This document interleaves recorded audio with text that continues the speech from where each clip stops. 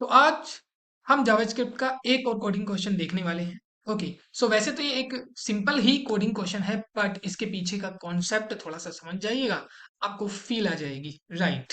तो ये beginners friendly video है। तो अब हम क्या करने वाले हैं, फाइंड ऑल सब स्ट्रिंग ऑफ ए स्ट्रिंग। हमारे पास एक स्ट्रिंग है और हमें उसकी सब स्ट्रिंग कैलकुलेट करनी है। तो मैथमेटिक्स में तो आपने बहुत सारे इस तरीके के कंसेप्ट कैलकुलेट किए होंगे, देखे होंगे। सेट था, उसके बहुत सारे सबसेट्स कैलकुलेट करना, ये सब कुछ ठीक है। लेकिन हमें ये काम प्रोग्रामिंग में करना है। तो मैं आपको एक उदाहरण के लिए दिखा देता हूं। हमारे पास समझिएगा कि एक सब स्ट्रिंग है। लेट एक स्ट्रिंग है हमारे पास और मैंने उस स्ट्रिंग का नाम रख दिया होम। ओके, तो इस होम स्ट्रिंग से हम कितनी और कैसे सब स्ट्रिंग बना सकते हैं। ठीक है, तो सब स्ट्रिंग में सारे कैरेक्टर्स सिंगल सिंगल भी होंगे, फिर वे कैरेक्टर किसी के साथ पेयर बना के आएंगे। ठीक, पेयर के साथ दो से ज्यादा भी होंगे, और एक कंप्लीट स्ट्रिंग भी वो एक सब स्ट्रिंग का पार्ट होती है। ठीक है, सेट में भी आपने देखा होगा कि पूरा सेट भी एक सबसेट होता है, लेकिन उसको हम ठीक है ना, कंप्लीट सेट बोलते हैं। सो जो भी है, आपको थोड़ा थोड़ा समझ में आ रहा होगा, तो वैसा ही कंसेप्ट है यहाँ पे। ओके, तो चलिए इसके लिए सब स्ट्रिंग मैं आपको लिख के दिखा देता हूँ। तो पहली सब स्ट्रिंग हो गई एच। ओके, दूसरी हो जाएगी, पहली हो गई एच ना, फिर उसके बाद एच ओ, ठीक, एंड उसके बाद HOM। ओके, फिर उसके बाद HOME, राइट। ठीक है, सो ये किससे रिलेटेड होगी, एच से रिलेटेड होगी। ठीक है, उसके बाद होगी ओ, उसके बाद OM, उसके बाद OME, उसके बाद M, उसके बाद ME, एंड उसके बाद E। इससे ज्यादा, ठीक है, ये सब चीज हो गया। एंड एक और बच गया अभी हमारे पास, नहीं कुछ नहीं बचा है। ठीक है, सो इतनी ही सब स्ट्रिंग हमारी बन सकती हैं, राइट। ओके, सो कैसे देखिएगा, अब यहाँ पे पैटर्न समझिए। सबसे पहले हमने पहला वाला एलिमेंट पकड़ा, और बाकी पहला, उसके साथ दूसरा, उसके साथ तीसरा, उसके साथ लास्ट चौथा एलिमेंट। उसके बाद फिर दूसरा एलिमेंट पकड़ा, उसके साथ पहला, फिर दूसरा, फिर तीसरा, फिर खत्म यहां तक। फिर उसके बाद ये तीसरा एलिमेंट पकड़ा, तो तीसरा ऐसे as it is, and then ये, और उसके बाद चौथा एलिमेंट।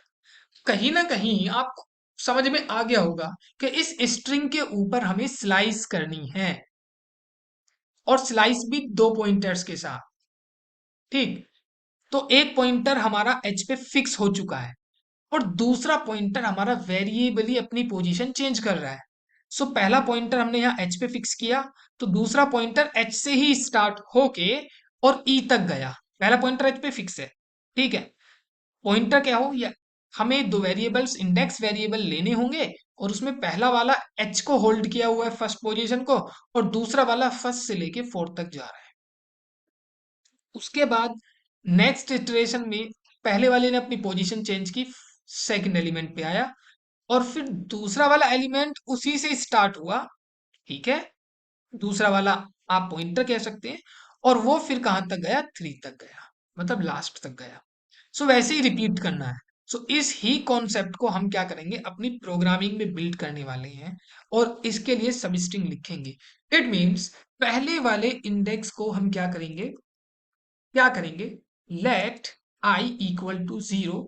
जो जीरो इंडेक्स, क्योंकि स्ट्रिंग में इंडेक्सिंग के थ्रू हम इसके एलिमेंट्स को एक्सेस कर सकते हैं, राइट।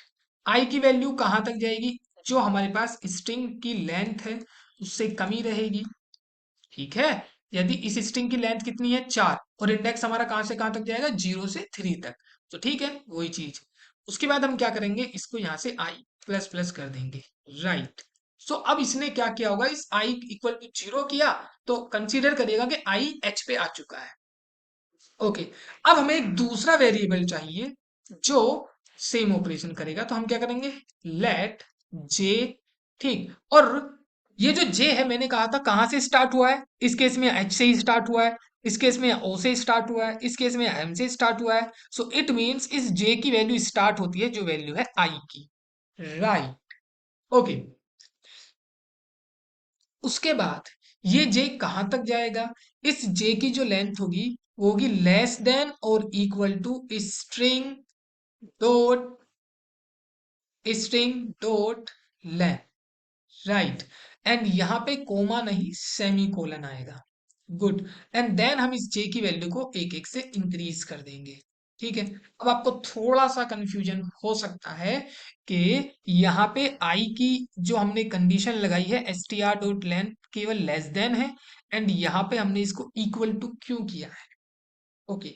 सो यहाँ पे इक्वल टू इसलिए किया है ताकि हम जब स्लाइसिंग करेंगे, ठीक है। अच्छा हाँ, एक चीज और, यहाँ पे जो जे की वैल्यू हम स्टार्टिंग इंडेक्स, ठीक, एक आगे वाला रखेंगे, नहीं समझे? सो यहाँ पे हम इसको +1 करेंगे, एक से आगे शिफ्ट करना है। वो क्यों?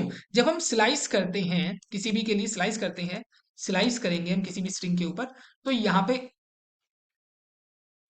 कोई भी स्ट्रिंग है और उस स्ट्रिंग के अंदर पहला एलिमेंट लेने के लिए उसकी स्लाइसिंग हमें करनी है। हमें किसी इंडेक्स वन का एलिमेंट चाहिए, ठीक है। तो हम उस एलिमेंट को कैसे निकालेंगे, उस कैरेक्टर को कैसे निकालेंगे स्लाइस के केस में? सो उसका इंडेक्स नेक्स्ट, क्योंकि आप जानते होंगे यहाँ पे जो स्लाइसिंग चलेगी लास्ट इंडेक्स -1 तक चलती है। तो जे की वैल्यू हमेशा हम एक फालतू रखेंगे, एक एक्स्ट्रा रखेंगे, बस यही है।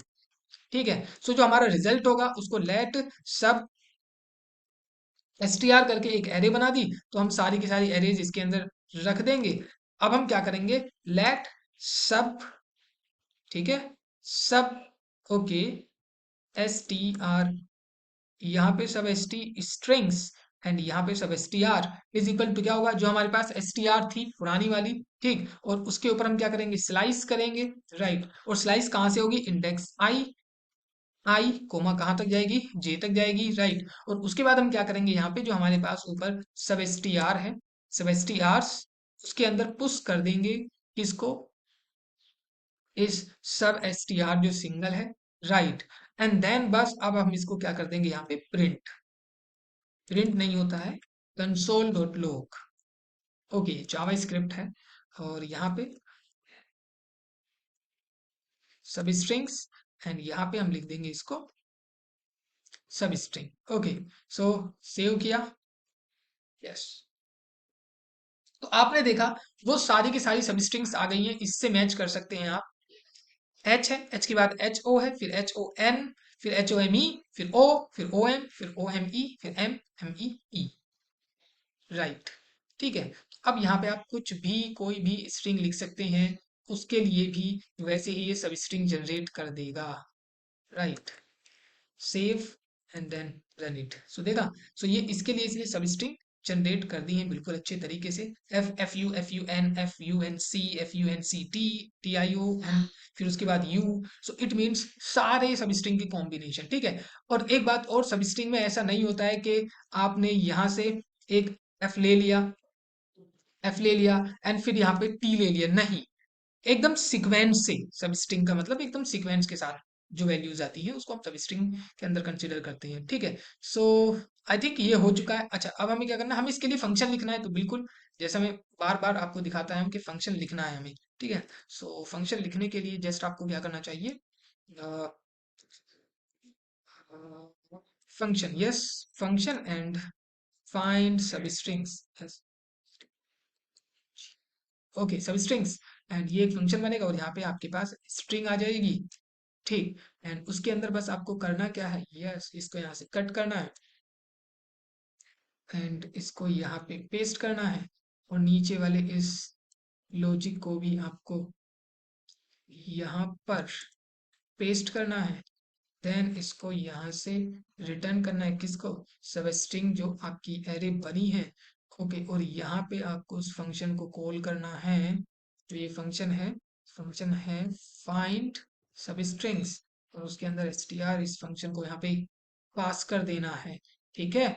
और आप चाहो तो इसको यहाँ से इतने पोर्शन को, मतलब पोर्शन नहीं, इस वाले पोर्शन को यहाँ से कट करके यहाँ पे डायरेक्ट रख सकते हैं, ठीक है, क्योंकि उसके इक्वल ही तो था यहाँ से।